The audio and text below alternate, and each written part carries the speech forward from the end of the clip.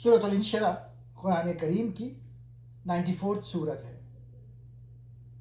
محمد اسد نے اپنی تفسیر دا میسج آف دا قرآن میں اس سورہ کو ایک ایسی نفسیاتی اور روحانی دوا کے طور پہ پیش کیا ہے جو انسان کو مایوسی سے نکال کر امید کی طرف لے جاتی ہے۔ سینے کا کھول دیا جانا۔ پہلی آیت الم نشرح لک صدرک کی وضاحت کرتے ہوئے محمد اسد لکھتے ہیں کہ اس سے مراد نبی کریم کے دل کو روحانی بصیرت اور یقین کے لیے کھول دینا ہے۔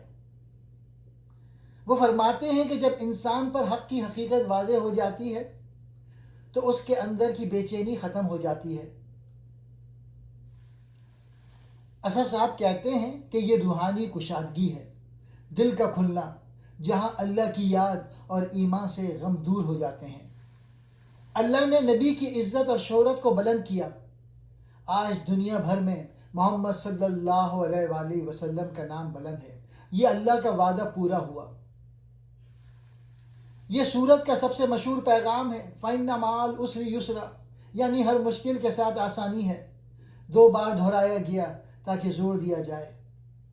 اسد صاحب کہتے ہیں کہ یہ عام اصول ہے، نہ صرف نبی صلی اللہ علیہ وآلہ وسلم کے لیے بلکہ تمام مومنوں کے لیے۔ مشکل آتی ہے تو اللہ آسانی بھی بھیجتا ہے۔